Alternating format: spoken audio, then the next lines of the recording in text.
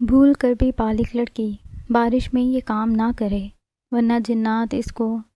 لڑکیاں یہ خوفناک کہانی لازمی سنیں۔ تمہیں کتنی بار کہا ہے بارش میں مت بھیگا کرو، تمہیں تو صرف ہاتھوں کی زبان سمجھ میں آتی ہے۔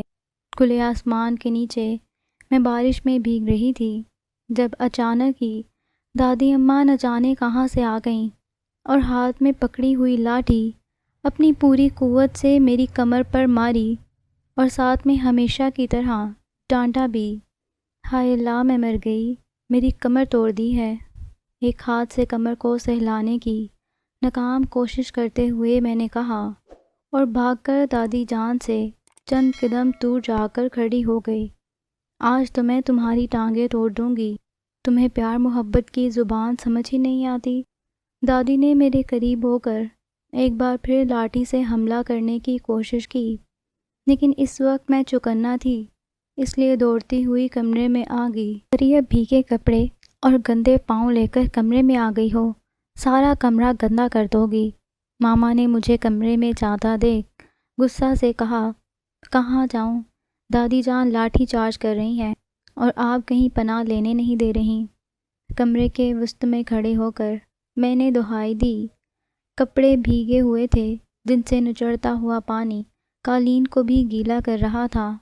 آج تمہاری بیٹی کی خیر نہیں ہے، اس نے کوئی بات بھی نہ ماننے کی قسم اٹھا رکھی ہے۔ آج اس کی ٹانگیں توڑ کر بستر پر پھینکوں گی، تب اسے سمجھ آئے گی کہ کسی کی بات سننی یا ماننی بھی ہوتی ہے۔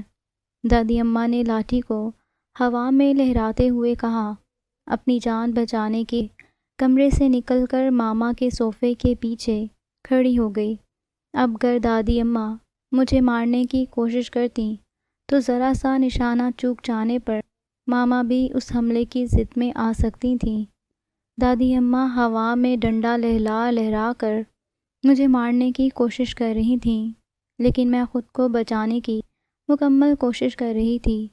لگتا ہے دادی اماں میں بشیر پہلوان مرحوم کی روح گھس آئی ہے۔ مجھے زمین پر گرا کر جب تک میری اچھی طرح سے درگت نہیں بنا لیتی پیچھے ہٹنے والی نہیں ہے۔ ماما کے دائیں بائیں ہو کر خود کو بچاتے ہوئے میں نے کہا، بشیر پہلوان کی نہیں، سومر ریسلر کی روح لگ رہی ہے، جو زمین کی بجائے ہوا میں ہی تمہاری ٹھکائی کرنا چاہتی ہیں۔ دادی اماں نے حساب برابر کرتے ہوئے کہا، بہت دیر سے مجھے مارنے کی کوشش کرنے کی وجہ سے اب دادی ماں تھک چکی تھیں اور ان کا سانس پھول رہا تھا۔ اماں جی اب بس کر دیں، جب آپ کے قریب آئے گی نا تو پھر اسے پکڑ لینا۔ ماما نے دادی اماں کا ہاتھ پکڑ کر صوفے پر بٹھاتے ہوئے کہا اور ساتھ میں ایک مشورہ بھی دے دیا، اتنا اچھا موسم ہے، اس موسم میں کوئی پاگل ہی ہوگا جو کمروں میں چھپ کر بیٹھے گا۔ دادی اماں کے سامنے گول گول گھومتے ہوئے میں نے کہا، فرا اپنی بچی کو سمجھا لو، یہ اب چھوٹی نہیں ہے جو میرے سامنے اس طرح گھوم رہی ہے۔ دادی اماں مجھ سے ناراض ہو چکی تھیں، اس لیے ماما کو مخاطب کر کے بولیں، پر یہ تمہیں سمجھ نہیں آ رہی کہ دادی اماں کیا کہہ رہی ہیں۔ دادی اماں کے ہاتھ سے لاٹھی پکڑ کر دیوار کے سہارے کھڑے ہوتے ماما نے کہا، مجھے سمجھ نہیں آتی کہ بارش میں بھیگنا کون سا گناہ ہے اور کون سی فرد جرم عائد ہوتی ہے۔ دادی اماں کا غصے سے سرخ ہوتا چہرہ دیکھ کر میں نے پوچھا، کتنی بار تمہیں سمجھایا ہے کہ اس نئی آبادی والے علاقے میں ابھی زیادہ لوگ آباد نہیں ہیں، جگہ جگہ خالی پلاٹ اور درخت اگے ہوئے ہیں، رات کے وقت ڈراؤنی آوازیں بھی سنائی دیتی ہیں۔ کھلا چہرہ اور کھلے بال دیکھ کر جنات پیچھے پڑ گئے تو پھر تمہارا دماغ ٹھکانے پر آ جائے گا۔ دادی اماں نے میرے احتجاجی لہجے کو نظر انداز کرتے ہوئے غصے سے کہا، یہ باتیں دادی اماں 1000 بار مجھے کہہ چکی تھیں اور مجھے جنات پر بالکل بھی یقین نہیں تھا۔ دادی اماں پھر تو ایک اور مسئلہ بھی ہو گیا ہے۔ چہرے پر آئی مسکراہٹ چھپاتے ہوئے میں نے سنجیدگی سے کہا، کیا مسئلہ ہو گیا ہے؟ کوئی ایسی ویسی مخلوق دیکھ تو نہیں لی؟ دادی اماں نے پریشانی سے پوچھا۔ ماما بھی فکر مند دکھائی دینے لگی تھیں۔ بارش میں اکیلی تو نہیں بھیگی؟ میرے ساتھ ایک اور لڑکی بھی بارش میں کھڑی تھی۔ سنجیدہ انداز سے میں نے کہا، ارے لڑکی، باولی تو نہیں ہو گئی؟ کون سی لڑکی تھی؟ ہمیں تو دکھائی نہیں دی۔ دادی اماں نے حیرانگی سے پوچھا، آپ کو کیسے دکھائی دیتی؟ کیونکہ آپ وہ لڑکی تو خود ہی تھی۔ میرے ساتھ تو آپ بھی بارش میں بھیگ گئی ہیں۔ اپنی مسکراہٹ چھپاتے ہوئے میں نے کہا۔ میری بات سن کر ماما کے چہرے پر بھی مسکراہٹ پھیل گئی تھی۔ فرح تمہاری بیٹی تو بالکل باولی ہو چکی ہے۔ اس کے باپ کو میں اس کی شکایت کروں گی۔ اسے چھوٹے بڑے کا لحاظ نہیں رہا۔ میری بات سن کر دادی مزید بگڑ گئی تھی اور شعلہ بار نگاہوں سے میری طرف دیکھ رہی تھی۔ اتنے غصے سے کیوں دیکھ رہی ہیں؟ آپ نے ہی تو بتایا تھا کہ جنات کی عمر بہت زیادہ ہوتی ہے۔ 150-200 سال کا جن تو ابھی بچہ ہی ہوتا ہے۔ آپ کی عمر تو ابھی صرف 70 سال ہے۔ اس حساب سے تو آپ بھی ان کے سامنے ابھی بالکل نابالغ لڑکی ہی ہوں گی، اور آپ کے حسن کے سامنے میری تو کوئی حیثیت ہی نہیں۔ غصے سے سرخ ہوتے دادی کے گورے گورے گالوں کو چھوتے ہوئے ایک ادا سے میں نے کہا اور اپنے کمرے میں آ گئی۔ میں جانتی تھی کہ میری بات سننے کے بعد دادی اماں کا بلڈ پریشر خطرناک حد تک بڑھ جائے گا۔ یہ بھی ممکن تھا کہ وہ غصے میں کوئی جوتا اٹھا کر میری طرف پھینک دیتی۔ اس عمر میں بھی ان کا نشانہ بہت کمال کا تھا۔ کمرے میں الماری سے کپڑے نکال کر گیلے کپڑے میں نے تبدیل کر دیے۔ بارش میری کمزوری تھی۔ برستی بارش کو دیکھ کر میں اپنے آپ پر قابو نہ رکھ سکتی تھی اور اکثر ہی بارش میں نہانے کے لیے باہر چلی جاتی تھی۔ ہر بار دادی اماں سے مجھے ڈانٹ کھانی پڑتی تھی۔ برسات کے موسم میں بارش کا کچھ پتہ نہیں چلتا۔ اچانک سے ہی موسم تبدیل ہو جاتا ہے اور بادل آسمان پر چھا جاتے ہیں اور دیکھتے ہی دیکھتے بارش برسنے لگتی ہے۔ سردی کے موسم میں تو بارش میں نہانا تو بہت مشکل ہوتا ہے، لیکن ناممکن نہیں۔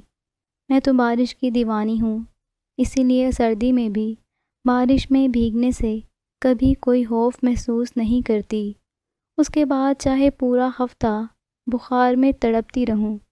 نہ جانے دادی اماں کو ایسا کیوں محسوس ہوتا تھا کہ نابالغ لڑکیوں کو بارش میں گھر سے باہر نہیں نکلنا چاہیے۔ وہ میری اس کمزوری سے اچھی طرح سے واقف تھیں۔ بارش کے موسم میں بھیگنا مجھے بہت پسند تھا۔ جب سے ہم اپنے اس نئے گھر میں شفٹ ہوئے تھے، دادی اماں کی پابندیاں بھی زیادہ بڑھ گئی تھیں۔ ہمارے گھر کے دائیں اور بائیں طرف کے دونوں پلاٹ خالی تھے۔ اس سے آگے ایک مکان بنا ہوا تھا۔ پری طرح تھوڑے تھوڑے وقفے سے مکان بنے ہوئے تھے۔ یہ زیادہ آبادی والا علاقہ نہ تھا۔ پری وجہ سے دادی اماں کو ڈر لگتا تھا کہ اس علاقے میں جنات بھی بستے ہوں گے، اور ننگے سر اور بال کھول کر مجھے کمرے سے باہر تک بھی نہیں جانے دیتی تھیں۔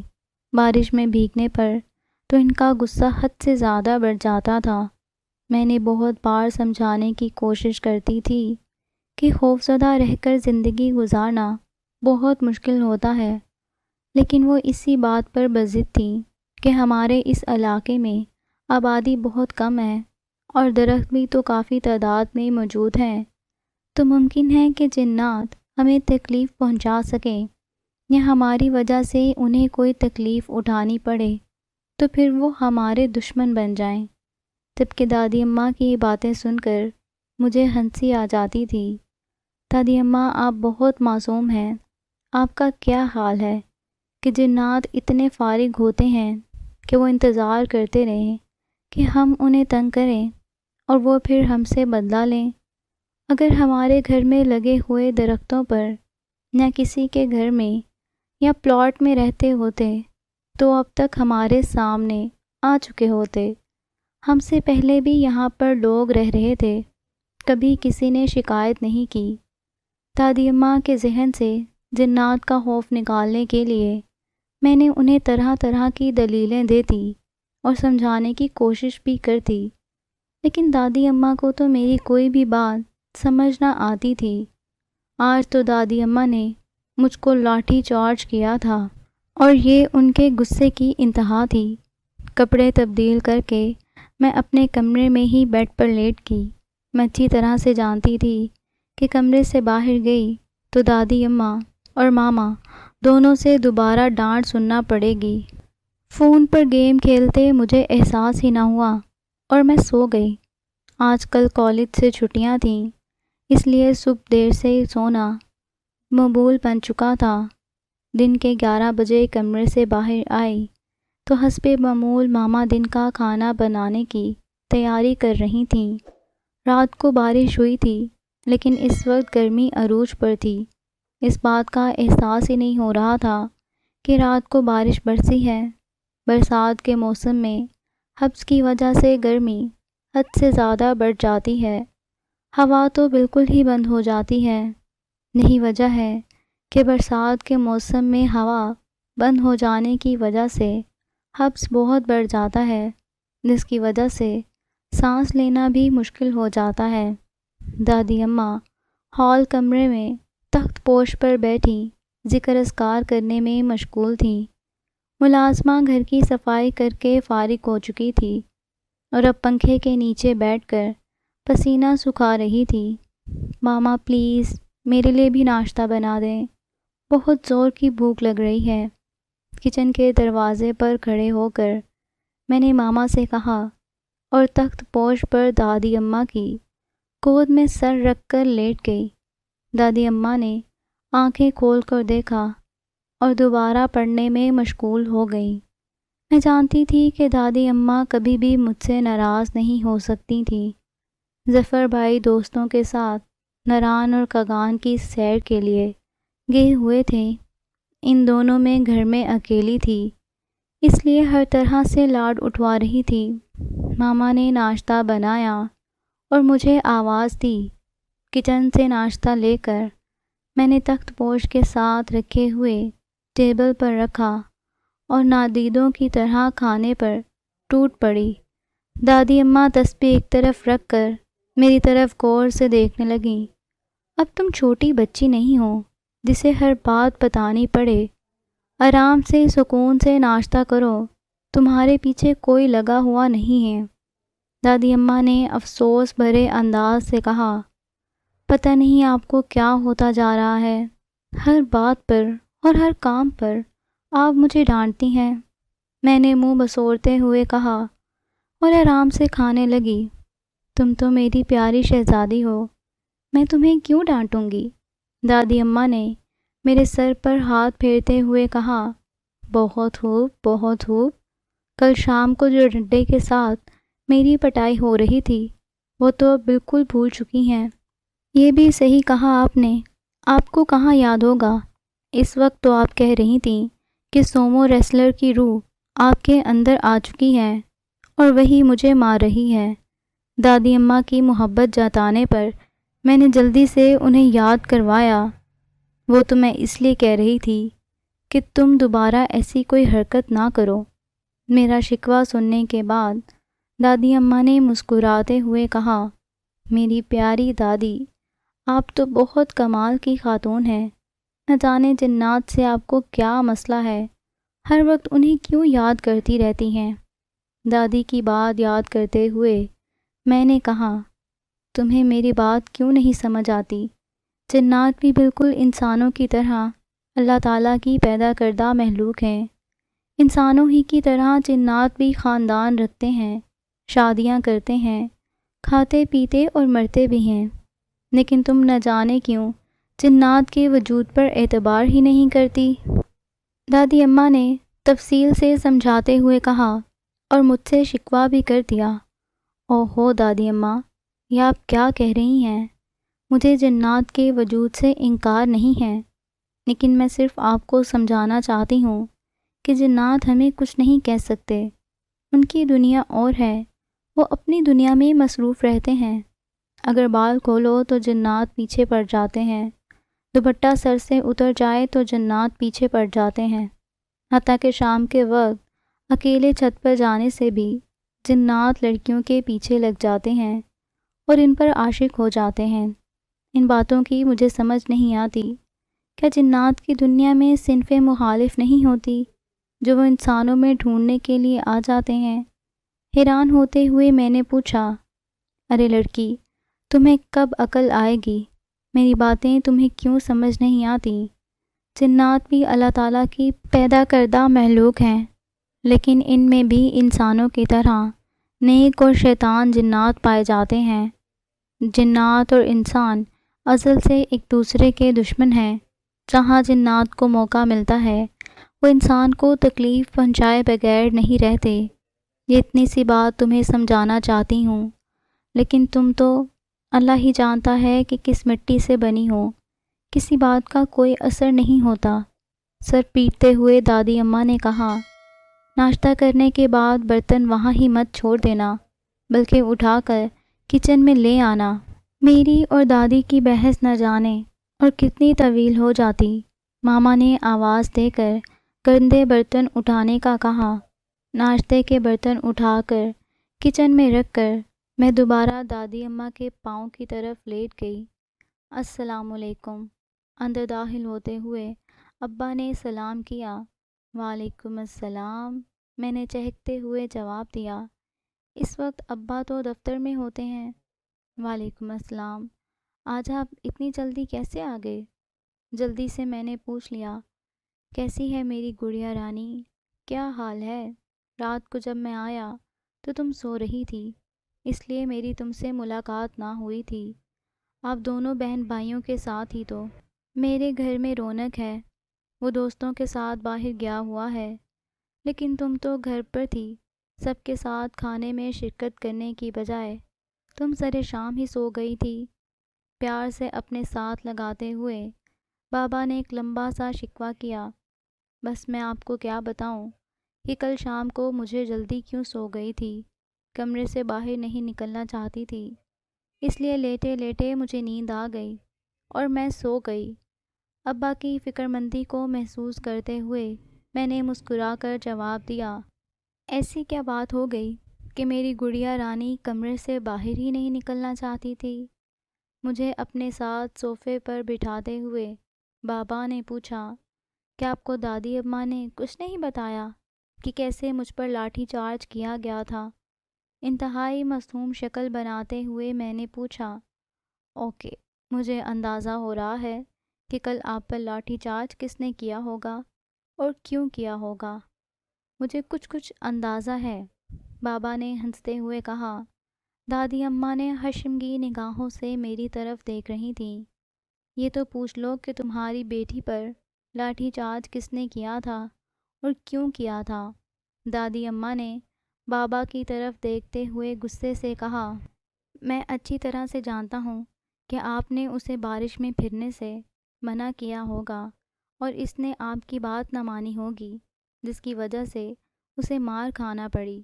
میرے سر پر پیار سے ہاتھ پھیرتے ہوئے بابا نے کہا، رحیم اللہ، تمہاری بیٹی میری کوئی بھی بات نہیں مانتی، اس لیے غصے میں آ کر مجھے اس پر سختی کرنی پڑتی ہے۔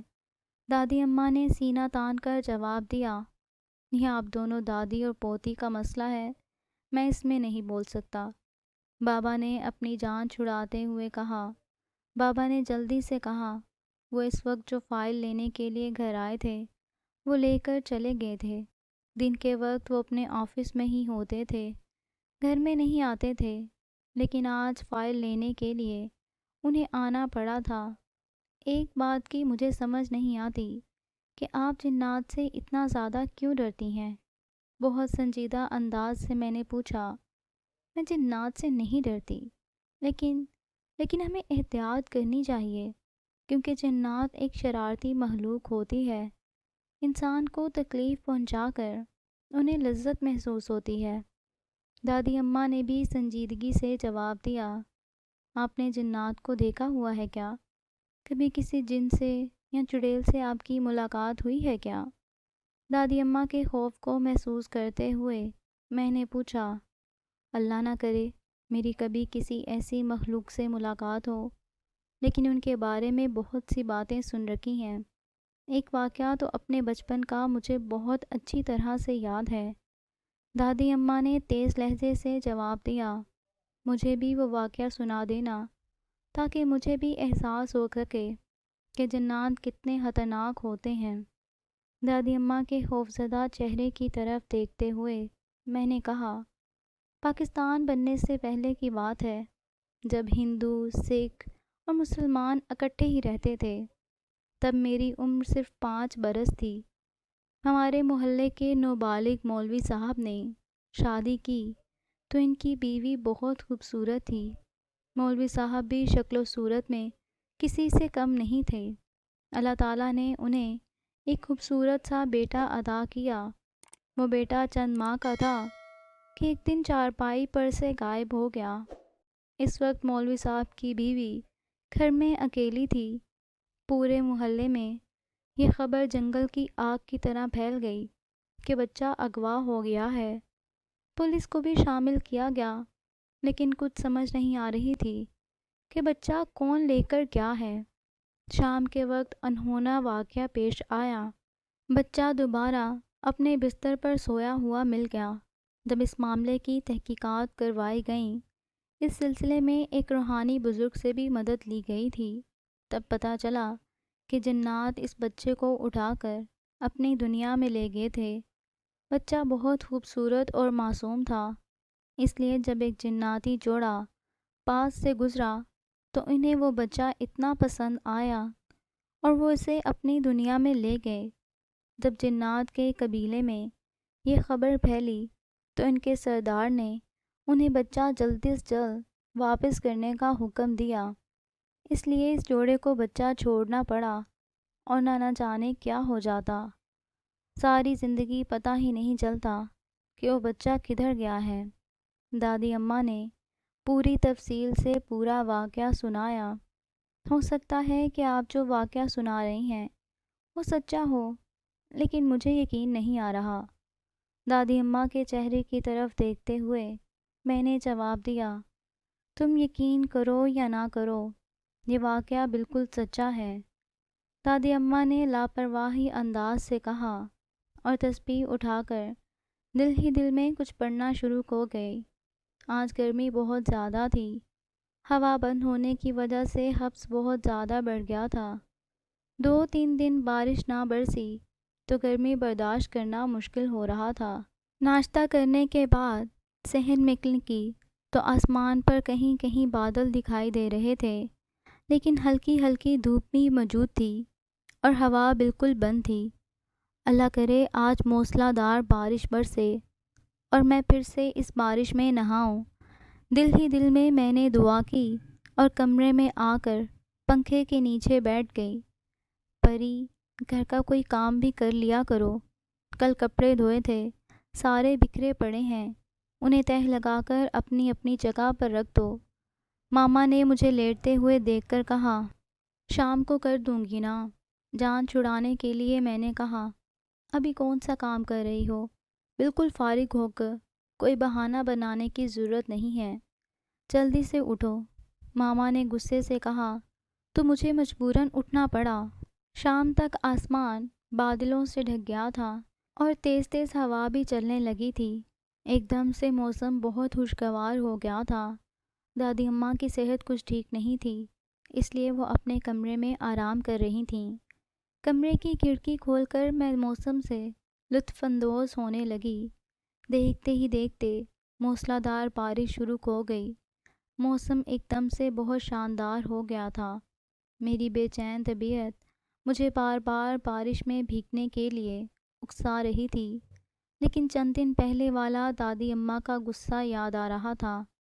آج تو دادی ماں اپنے کمرے میں ہیں، اس موقع سے فائدہ اٹھانا چاہیے، میں نے خود سے کہا اور باہر صحن میں آ گئی۔ مجھے اندیشہ تھا کہ اگر دادی اماں کے کمرے کی کھڑکی کھلی ہوئی تو وہ مجھے دیکھ سکتی تھیں، اس لیے صحن کے پچھلی طرف آ گئی، آنکھیں بند کر کر کھڑی ہو گئی۔ بارش کی بوندیں میرے چہرے پر زور سے لگ رہی تھیں۔ تھوڑی دیر بعد آنکھیں کھول کر دیکھا تو ایک بڑی سا چمگادڑ درخت پر بیٹھی ہوئی تھی۔ یہ درخت ہمارے گھر سے ملحقہ پلاٹ میں لگا ہوا تھا۔ اتنے بڑے سائز کی چمگادڑ میں نے آج سے پہلے کبھی نہ دیکھی تھی۔ اسے دیکھ کر میں ڈر گئی۔ یہ اتنی بڑی چمگادڑ تو بارش سے بچنے کے لیے ہمارے گھر میں بھی داخل ہو سکتی ہے۔ چمگادڑ کا سائز دیکھتے ہوئے میں نے سوچا، اگر یہ کھڑکی کے راستے کسی بھی کمرے میں داخل ہو گیا تو بہت مسئلہ ہو جائے گا۔ یہ سوچتے ہوئے میں نے پتھر زمین سے اٹھایا اور نشانہ لے کر چمگادڑ کو مار دیا۔ ایک خوفناک قسم کی آواز نکالتے ہوئے وہ اڑ گیا۔ میں اسے بھگانا چاہتی تھی تاکہ وہ ہمارے گھر میں داخل نہ ہو، لیکن میں نہیں جانتی تھی کہ میں نے کتنی بڑی مصیبت مول لے لی ہے۔ دادی اماں کا ڈر تھا اگر وہ کمرے سے باہر نکل آئیں تو انہوں نے کوئی لحاظ رکھے بغیر ہی جی بھر کر میری پٹائی کرنی ہے، اور ماما نے بھی انہی کا ساتھ دینا ہے۔ اس لیے نہ چاہتے ہوئے بھی میں کمرے میں واپس آ گئی اور خشک کپڑے پہن لیے۔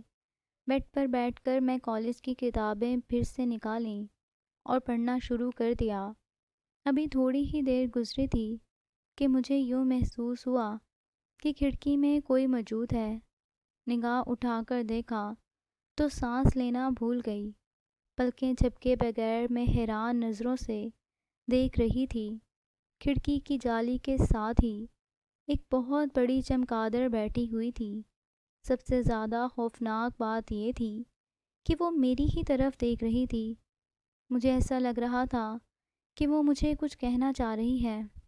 میں اونچی آواز میں چیخنا چاہتی تھی، لیکن میری آواز میرے حلق میں ہی دب کر رہ گئی تھی۔ خوف کے مارے میں اپنی زبان کو حرکت ہی دے پا رہی تھی۔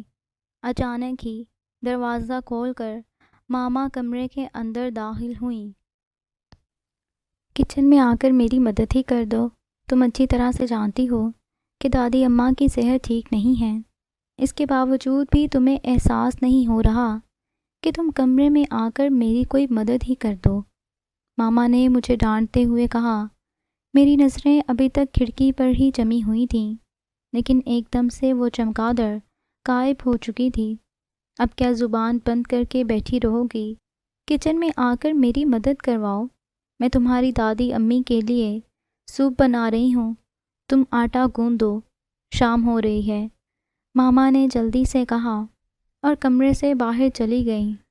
ایک لمبا سانس لیتے ہوئے میں نے شکر ادا کیا کہ میری سانسیں چل رہی ہیں۔ خوف کے مارے مجھے لگ رہا تھا کہ میرا دل بند ہو جائے گا۔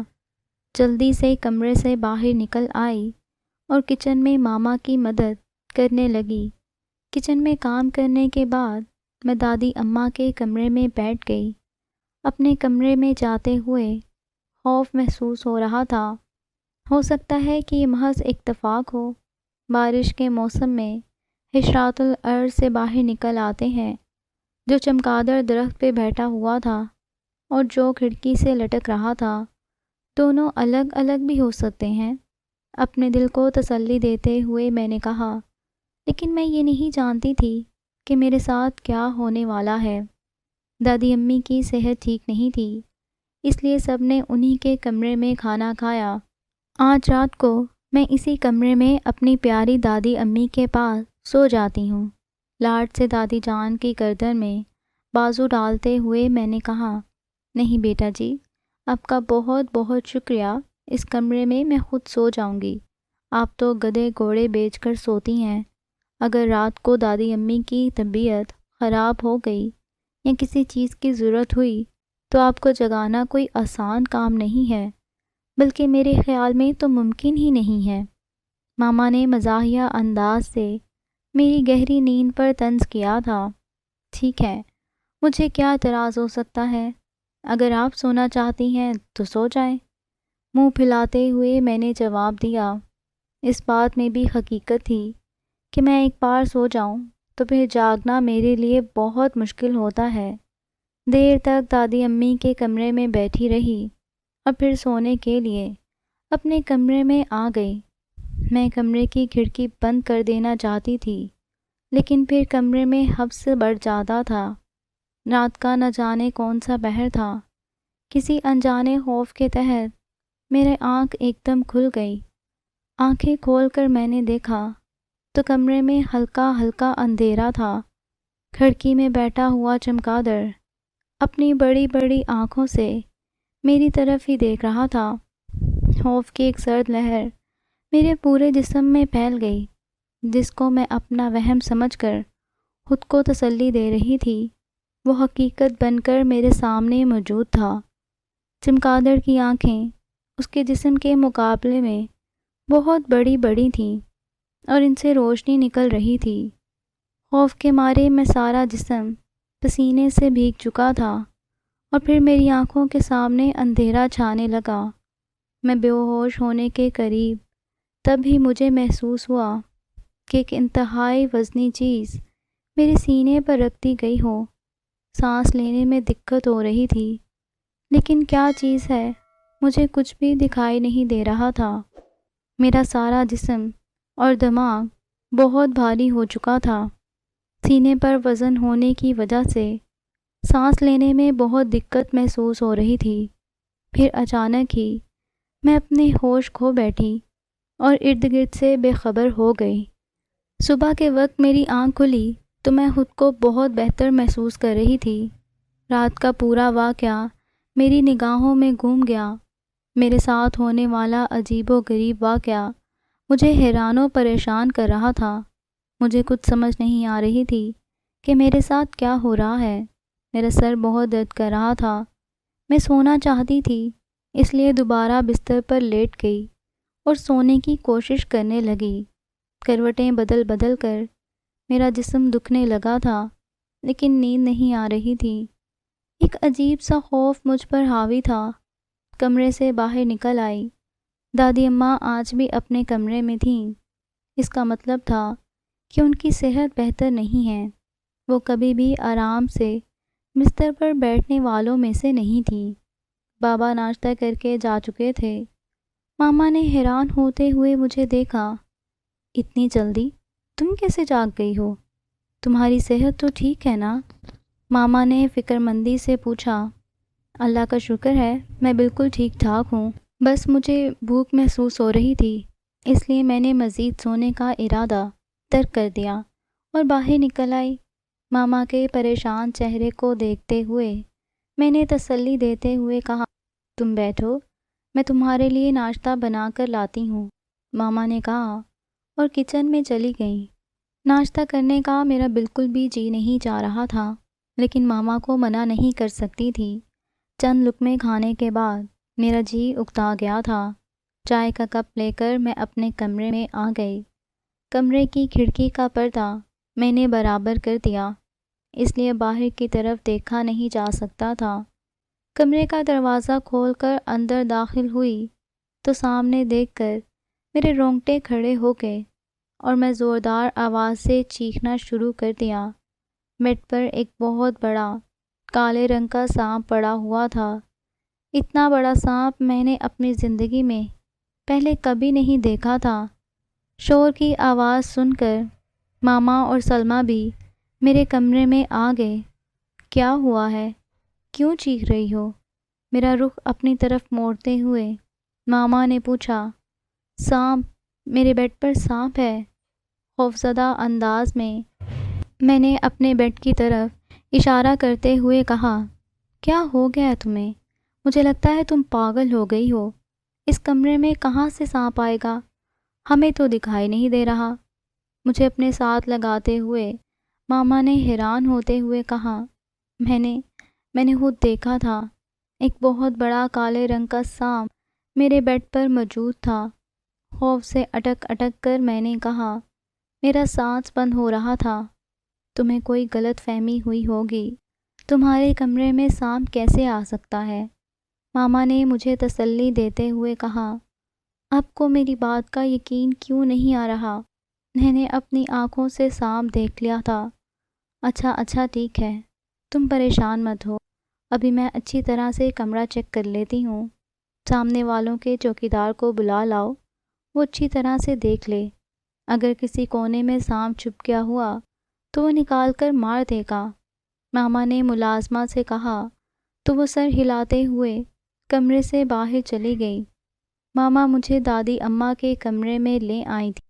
میری چیخوں کی آواز سن کر وہ بھی بہت پریشان ہو گئی تھیں۔ ساری صورتحال جاننے کے بعد تو سر پکڑ کر بیٹھ گئی تھیں۔ ماما نے مجھے پانی پلایا اور تسلی دی۔ بی بی جی سارا کمرہ اچھی طرح سے دیکھ لیا ہے۔ کمرے میں تو ایسی کوئی چیز نہیں تھی جسے دیکھ کر بی بی جی ڈر گئی تھیں۔ تھوڑی دیر بعد ملازمہ نے آ کر بتایا، شام تک میری طبیعت کچھ سنبھل چکی تھی، لیکن میرے دل میں بہت خوف محسوس ہو رہا تھا۔ ایسے لگ رہا تھا جیسے کوئی مجھے دیکھ رہا ہو۔ میں کسی کی نظروں میں صدمے ہوں۔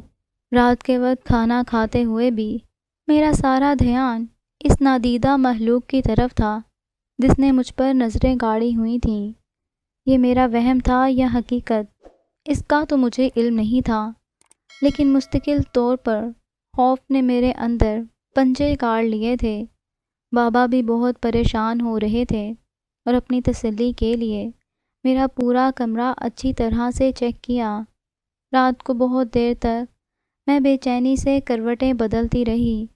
مجھے نیند نہیں آ رہی تھی۔ تھک ہار کر آخر نیند آ ہی گئی۔ میں سو ہی رہی تھی کہ اچانک ہی مجھے محسوس ہوا کہ میرے بیڈ پر کوئی اور بھی موجود ہے۔ جلدی سے آنکھیں کھول کر میں نے دیکھا، لیکن کچھ دکھائی نہیں دے رہا تھا۔ کون ہے؟ کسی انجانے خوف کے تحت میں نے پوچھا، لیکن کوئی جواب نہ ملا۔ سائیڈ لیمپ روشن کیا تو ایک زوردار چیخ میرے خلق سے برآمد ہوئی۔ بیڈ پر ایک بہت بڑا سانپ لیٹنے کے انداز میں پڑا ہوا تھا۔ سانپ کا سر تکیے پر تھا اور باقی جسم بیڈ پر دراز تھا۔ خوف کے مارے میرا سارا جسم تھر تھر کانپنے لگا۔ چیخ چیخ کر میں نے سارا گھر سر پر اٹھا لیا تھا۔ چیخوں کی آواز سن کر ماما اور بابا حواس باختہ میرے کمرے میں داخل ہوئے۔ کیا ہوا ہے؟ کیوں چیخ رہی ہو؟ کوئی بھوت دیکھ لیا ہے کیا؟ ماما نے میرے قریب آ کر زوردار آواز سے پوچھا۔ سانپ، انگلی سے بیڈ کی طرف اشارہ کرتے ہوئے میں نے کہا، کدھر ہے؟ ہمیں تو دکھائی نہیں دے رہا۔ کمرے کے چاروں اطراف میں دیکھتے ہوئے بابا نے جلدی سے کہا، وہ بیڈ پر ہے۔ میں نے دوبارہ اشارہ کرتے ہوئے کہا، بیٹا کیا ہو گیا ہے؟ تمہیں کیوں بار بار سانپ نظر آ رہے ہیں؟ میرا ہاتھ اپنے ہاتھ میں پکڑتے ہوئے ماما نے فکر مندی سے پوچھا، اس کمرے میں رہنا اس کے لیے ٹھیک نہیں ہے، اسے اپنے کمرے میں لے چلو۔ بابا نے ماما سے کہا اور پھر ہم دوسرے کمرے میں آ گئے۔ ساری رات میں خوف کے عالم میں بیٹھی رہی۔ نیند مجھ سے کوسوں دور تھی۔ چاہ کر بھی میں سو نہ سکی۔ دادی اماں بھی میرے لیے بہت پریشان ہو چکی تھیں۔ اب تو یہ سلسلہ چل پڑا تھا۔ میں جب بھی کہیں اکیلے موجود ہوتی، سیاہ رنگ کا سانپ میرے ارد گرد نظر آنے لگتا۔ میں نے اپنا کمرہ چھوڑ دیا تھا اور دادی امی کے کمرے میں ان کے ساتھ سونے لگی تھی۔ اپنے کمرے سے مجھے بہت خوف محسوس ہوتا تھا۔ عادل بھائی بھی واپس آ چکے تھے۔ گھر کے حالات دیکھ کر وہ بھی بہت پریشان ہو گئے تھے۔ مجھے ہر وقت اپنے کندھوں پر اور سر پر ایک بھاری بوجھ محسوس ہوتا تھا۔ کھانا پینا سب بھول چکی تھی۔ ہر وقت خوف کی کیفیت میں مبتلا رہتی تھی۔ ماما بابا سب میرے لیے بہت پریشان تھے۔ میرا چہرہ مرجھا چکا تھا۔ مجھے ہر شخص سے خوف محسوس ہوتا تھا۔ ایک دن باہر صحن میں بیٹھی ہوئی تھی۔ ہوا چل رہی تھی۔ رات بہت تیز بارش ہوئی تھی، جس کی وجہ سے ہمارے سارے علاقے کی بجلی خراب ہو گئی تھی۔ ماما گھر کے کام کاج میں مصروف تھیں، جبکہ میں اور دادی جان باہر صحن میں بیٹھ کر ہوا کا مزہ لے رہی تھیں۔ اچانک ہی مجھے اپنی کرسی سے کچھ فاصلے پر زمین پر گرا ہوا ایک بڑا سا چمگادڑ دکھائی۔ دادی اماں وہ دیکھیں۔ حیران نظروں سے مردہ چمگادڑ کی طرف دیکھتے ہوئے میں نے دادی اماں سے کہا، ارے توبہ توبہ، اتنا بڑا چمگادڑ تو میں نے اپنی زندگی میں پہلی بار دیکھا ہے۔ دادی اماں نے کانوں کو ہاتھ لگاتے ہوئے حیرت سے کہا، رات کی بارش کی وجہ سے شاید مر گیا ہے۔ دادی اماں نے اپنے خیال کا اظہار کیا۔ اس کے مرنے کا سن کر مجھے نہ جانے کیوں سکون محسوس ہوا تھا۔ ملازمہ کو آواز دو کہ اسے اٹھا کر گھر سے باہر پھینک دے۔ دادی اماں نے دوسری طرف دیکھتے ہوئے کہا، وہ زیادہ دیر تک اس چمگادڑ کو دیکھ نہ سکی تھیں کیونکہ وہ اسے دیکھ کر خوف محسوس کر رہی تھیں۔ سلمیٰ، باہر آؤ، دادی اماں بلا رہی ہیں۔ اونچی آواز سے میں نے سلمیٰ کو پکارا۔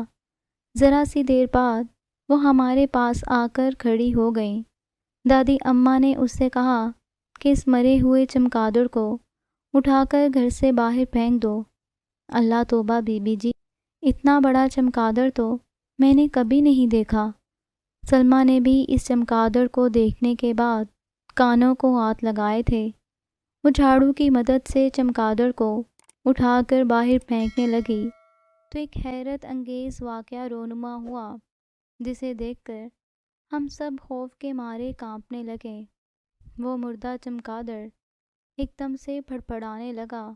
خوف کے مارے سلمیٰ نے جھاڑو ہاتھ سے نیچے پھینک دیا اور بھاگتی ہوئی ہمارے پاس آ کر کھڑی ہوئی۔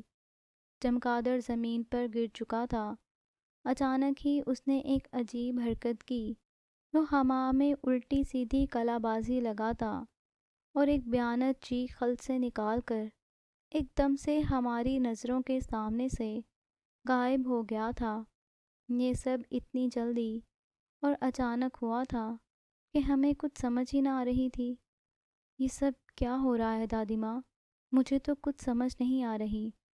اپنے خوف پہ قابو پانے کی کوشش کرتے ہوئے میں نے کہا، اللہ خیر کرے گا، یہاں پر بیٹھنے سے بہتر ہے کہ کمرے میں چل کر بیٹھیں۔ کرسی سے اٹھتے ہوئے دادی اماں نے کہا، سلمیٰ کی حالت تو بہت بری ہو رہی تھی۔ دادی اماں بہت فکرمند دکھائی دے رہی تھیں۔ سارا دن بہت خوف کے عالم میں گزرا۔ بابا اور بھائی بہت پریشان تھے کہ ایسے واقعات ہمارے گھر میں پہلے تو کبھی نہ ہوئے تھے۔ رات تک میں تیز بخار میں جلنے لگی تھی۔ ڈاکٹر کو بلا کر چیک اپ بھی کروا لیا گیا لیکن کوئی دوائی اثر ہی نہ کر رہی تھی۔ بہت دنوں تک میرا بخار ٹھیک نہ ہوا تھا۔ میں ہر وقت گھر میں شور ہنگامہ برپا کیے رکھتی تھی۔ اب تو میری آواز سننے کے لیے بھی سب ترسنے لگے تھے۔ مجھے اپنے جسم پر بہت بوجھ محسوس ہوتا تھا۔ اب تو میں ہر وقت خالی ذہن کی کیفیت میں رہنے لگی تھی۔ مجھے یوں محسوس ہوتا تھا کہ میرے سوچنے سمجھنے کی سب طاقتیں ختم ہو چکی ہیں۔ بخار سے طبیعت کچھ بہتر ہوئی تو میں دادی اماں کے کمرے سے باہر نکلی۔ ہر چیز مجھے عجیب دکھائی دے رہی تھی۔ ایسا محسوس ہو رہا تھا کہ میں پہلی بار یہاں آئی ہوں۔ شکر الحمدللہ کہ میری بیٹی کمرے سے باہر آئی ہے، ماما نے مجھے پیار سے اپنے ساتھ لگاتے ہوئے کہا اور صوفے پر میرے ساتھ ہی بیٹھ گئیں۔ ماما کو خوش دیکھ کر مجھے بھی خوشی ہو رہی تھی لیکن میں نہ جانتی تھی کہ خوشی تو صرف چند پل کی مہمان ہے۔ تم آرام سے بیٹھ کر دادی اماں کے ساتھ باتیں کرو، میں تمہارے لیے فریش جوس لے کر آتی ہوں، خوشی سے بھرپور لہجے میں ماما نے کہا اور کچن میں چلی گئیں۔ دادی اماں بھی میری طرف دیکھ کر مسکرا رہی تھیں۔ تھوڑی دیر بعد ماما کچن سے جوس بنا کر لے آئیں۔ مجھ سے چند قدم کے فاصلے پر ماما رک گئیں اور حیران نظروں سے میری جانب دیکھنے لگیں۔ اچانک ہی ان کا چہرہ خوف سے نیلا پڑنے لگا اور ہاتھ میں پکڑے ہوئے برتن آپس میں ٹکرانے لگے، جس سے مجھے احساس ہو رہا تھا کہ وہ خوف سے کانپ رہی ہیں۔ کیا ہوا ماما؟ آپ کیوں گھبرا رہی ہیں؟ ماما کی حالت دیکھتے ہوئے میں نے حیرت سے پوچھا۔ سانپ خوف کے مارے ان سے بولا بھی نہیں جا رہا تھا، لیکن ان کے منہ سے نکلنے والے دو لفظ جنہیں دیکھ کر میں چونک گئی تھی، کدھر ہے سانپ؟ ماما کی نگاہوں کا تعاقب کرتے ہوئے میں نے گردن گھما کر پیچھے کی طرف دیکھا لیکن مجھے تو کچھ دکھائی نہیں دے رہا تھا۔ ماما کے ساتھ آ کر سلمیٰ بھی کھڑی ہو گئی تھی اور حیران نظروں سے مجھے دیکھنے لگی۔ ہاتھ میں پکڑے ہوئے برتن ماما نے زمین پر رکھ دیے تھے۔ کیا ہو گیا ہے آپ لوگوں کو؟ مجھے حیران نظروں سے کیوں دیکھ رہی ہیں؟ میں سام تو نہیں ہوں؟ ماما اور سلمیٰ کی حیران، پریشان اور خوفزدہ نگاہوں کو دیکھتے ہوئے میں نے کہا، کیا تمہیں احساس نہیں ہو رہا کہ تمہارے جسم کے ساتھ ایک بہت بڑا سانپ لپٹا ہوا ہے؟ ماما نے خوفزدہ لہجے سے کہا، نہیں، میرے ارد گرد تو کوئی سانپ نہیں ہے۔ میں نے اپنے اوپر ایک نگاہ ڈالتے ہوئے کہا۔ اچانک ہی مجھے اپنے کان کے بالکل قریب سانپ کے پھنکارنے کی آواز سنائی دی۔ ایک لمحے کے لیے تو خوف کے مارے میرے جسم کا سارا خون منجمد ہو گیا اور پھر میں بے ہوش ہو کر گر گئی۔